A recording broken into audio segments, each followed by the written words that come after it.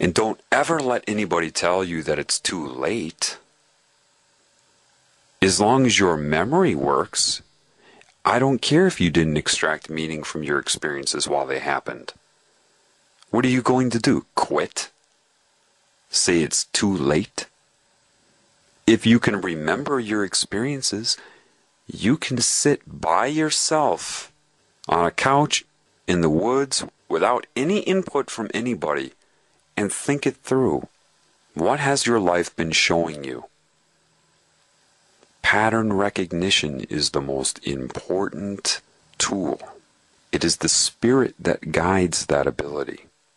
Now, this is very important. Hear me on this, so that you people understand something. Do not objectify the spirit. When I say objectify, that means an object or thing outside of yourself. Some God watching you, looking down on you. Don't do that. You're tempted to do that. You want its help, right? You can't perceive the spirit. No matter how hard you try, you're not going to be able to do that. And as soon as you objectify it as a deity or something that is trying to help you from outside of you, you get into real trouble. Why? Because that can now be debated. If you're going to put the author of life outside of yourself, that means you're looking outside of yourself for meaning. Therefore, debates are also outside of yourself. So one day, you may be really faithful. You may feel so much confidence in God.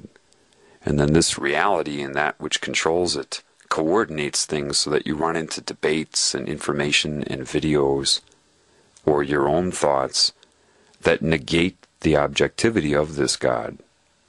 And now your addictions rise again, your negative feelings rise again, you become in denial again. Of course.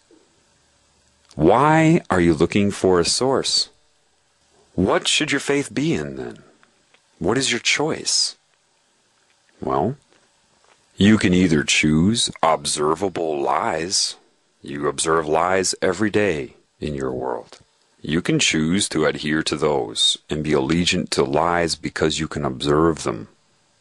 Or you can be allegiant and adhere to the unobservable truth.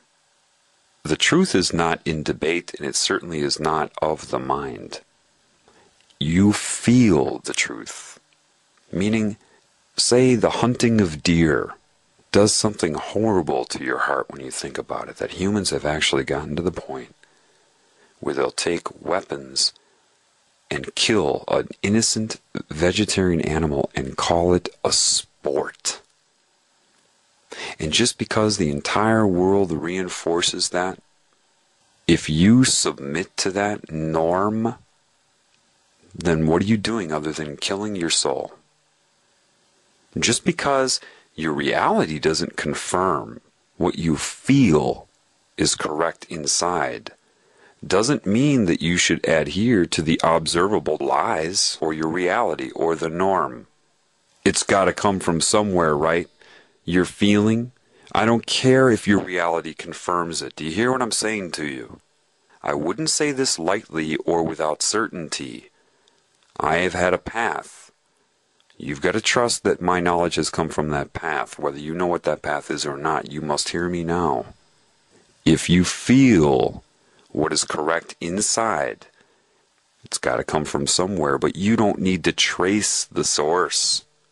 And believe me, the source is unconcerned right now with you doing that. You've got to trust me on that. You've got to go with what you feel is right. If you have a job and you know, you're like, God, I'm forced to lie in my job. And the lies are starting to really get to me. And everybody at work, they don't even seem concerned about it. And I complain about it and people say, well, you got to make money. But something inside me says, this is wrong. I don't know exactly why it's wrong, or maybe I don't have the total understanding because nobody else in this reality, or very few people in this reality, seem to confirm it. And I know I can't function the way I used to if I go from it, but something inside that's not of the academic system, not of the media, not of the norm, is telling me this is wrong. And you ignore that to submit to the observable lie, that's killing your spirit. Don't believe me? Follow your feeling. Honor it and see how you feel. I had my own business, my own clinic. Making 6 figures was easy for me. I walked away from it all, and I couldn't have been solicited to do so. I couldn't have heard somebody talk about it to motivate me to do that. It's something that slowly occurred inside. I got tired of charging. I felt, even though I was very good at what I did, and people chose me, they drove from other states to come see me, bypassing their local healthcare.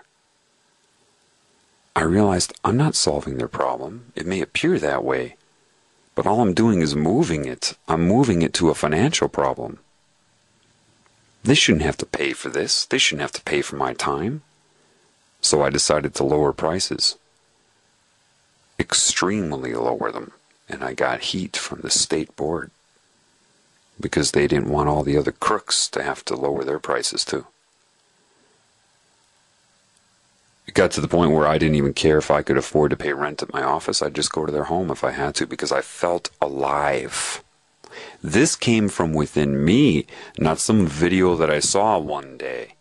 My whole life, looking back on my whole life, what made me happy, what didn't? What are my gifts? How did I affect people positively, and how did I affect them negatively? Putting all of these things together, looking inward. Everything you need has been in your individual path. You've got to trust me on that. It's not in a 9/11 propaganda video. That may catalyze you to shake up your paradigm, which in some cases may be good, but if you magnetically bond yourself to it, now you're way off your path. I closed down my business to do this for free. People ask what the wake-up is. That is the wake-up. When you dramatically change your life because of conclusions that you come to, from the extraction of meaning, understandings you've gained from your life. Meaning, you don't need another person's opinion to come to these conclusions, and they ring true with your heart. The unobservable truth that you feel, regardless of the source, don't bother trying to find the source. It's unnecessary right now. Do not objectify God. You don't need to do that. And it doesn't need you to do that. You've got to trust me on that. Your spirit's in you. It's been laying breadcrumbs down for you your whole life. It's not too late. Those breadcrumbs are still there. But you've got to want to do it. How do you begin to want to do it? By putting 2 and 2 together. You don't need to put 2 and 2 together necessarily of all this information you're being flooded with. You need to look inside. Everything I tell you has come from my path. I address other situations. Do you know, I don't like to talk about the New World Order. I don't like to talk about mind control. I don't like to talk about entities or the all-seeing eye. Because that isn't of me. It has nothing to do with me or what makes me me. That's why I don't like to talk about it. Why do I? Because it just happens to be something that is keeping all of you from knowing yourself. So unfortunately, I have to address it. And I'll address it in a broad recording like this, but day to day when I meet different people, I don't go up and talk about the New World Order to everybody. And that's another thing, people. I get a lot of people, John, how do you handle these entities? I'm starting to open up my psyche and you know, they're doing these things to me. Suck it up. I don't know what to say.